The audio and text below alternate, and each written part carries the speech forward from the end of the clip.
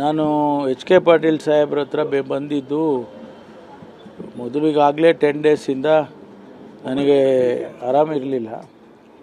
ಅವರು ನನ್ನನ್ನು ನೋಡೋದಕ್ಕೆ ಬರ್ತೀನಿ ನಾನು ಅಂತೇಳಿ ಹೇಳಿದರು. ಇಲ್ಲ, ಸ್ವಲ್ಪ ಈಗ ಹೊರಗಡೆ ಬಂದಿದ್ದೀನಿ ಅನಾರೋಗ್ಯದಿಂದ, ಅದಕ್ಕೆ ನಾನೇ ಬರ್ತೀನಿ ಅಂತ ಅಂದೆ. ಅಯ್ಯೋ ಬನ್ನಿ ಅಂತ ಹೇಳಿದ್ರು.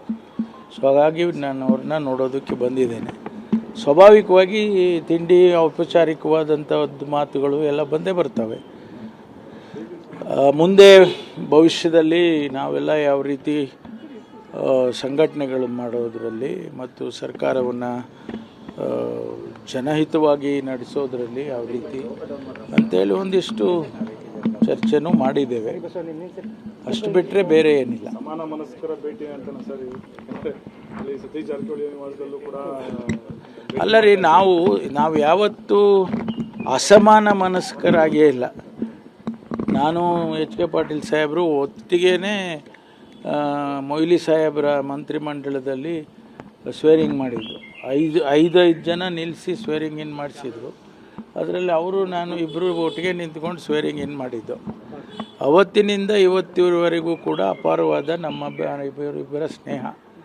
ಅದಕ್ಕೂ ಮೊದಲು ದೊಡ್ಡವರಿದ್ದರು, ಕೆ ಎಚ್ ಪಾಟೀಲ್ ಸಾಹೇಬರು. ಅವರು ನಾನು ಮೊದಲನೇ ಬಾರಿ MLA ಆದಾಗ, ವೀರೇಂದ್ರ ಪಾಟೀಲ್ ಸಾಹೇಬರು ಮುಖ್ಯಮಂತ್ರಿಗಳಾದಾಗ ಅವರೆಲ್ಲ ಸಂಪುಟದ ಮಂಡಲದಲ್ಲಿದ್ದರು. ಅವರೆಲ್ಲ ಅಪಾರವಾದ ಗೌರವ ನಮಗೆ. ಅವ್ರನ್ನೆಲ್ಲ ನಾವೆಲ್ಲ ಸಣ್ಣ ಹುಡುಗರು, ಅವರೆಲ್ಲ ಸಿಂಗ್ಯುಲರಾಗಿ ನಮ್ಮನ್ನೆಲ್ಲ ಮಾತಾಡಿಸ್ತಾ ಇದ್ದಿದ್ದು. ಅದೇ ಖುಷಿ ನಮಗೆ. ಆ ರೀತಿ ಅಲ್ಲಿಂದ ಸಂಬಂಧ ಬಂದಿದೆ ನಮಗೆ. ಹಾಗಾಗಿ ಅದು ಹಾಗೆ ಉಳ್ಕೊಂಡು ಹೋಗುತ್ತೆ ಕೊನೆವರೆಗೂ ಅನ್ನೋ ವಿಶ್ವಾಸ ನನಗೆ. ಸರ್, ಎಚ್ ಕೆ ಪಾಟೀಲ್ ಒಂದು ಮಾತು ಹೇಳಿದ್ದಾರೆ ಸರ್, ಸಿದ್ಧಾಂತದಿಂದ ಇರ್ತಕ್ಕಂಥ ವ್ಯಕ್ತಿಗಳ ಹಾದಿ ಕಠಿಣ ಅನ್ನೋ ಒಂದು ಮಾತನ್ನ ಹೇಳಿದ್ರು. ಸಚಿವ ಸ್ಥಾನ ಅವರು ಹಿರಿಯ ಸ್ಥಾನದ ಒಂದು ಮಾನ ನೋಡಿ ಕೊಡಬೇಕಾಗಿತ್ತು, ಇಲ್ಲ. ಅವರು ಯಾವತ್ತೂ ನನಗೆ ಮಂತ್ರಿಮಂಡಲದಲ್ಲಿ ಮಂತ್ರಿ ಮಾಡಿ ಅಂತ ಕೇಳಿದವರಲ್ಲ. ಅವರಿಗಿರ್ತಕ್ಕಂಥ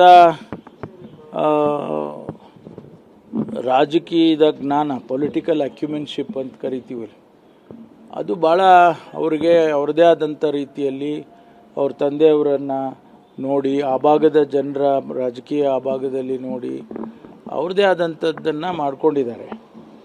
ಅದು ನಮಗೆ ರಾಜಕೀಯವಾಗಿ ಮತ್ತು ಸರ್ಕಾರಗಳಿಗೆ ಅದರಿಂದ ಭಾಳ ಸಂದರ್ಭದಲ್ಲಿ ಅದರಿಂದ ಅನುಕೂಲ ಆಗಿದೆ.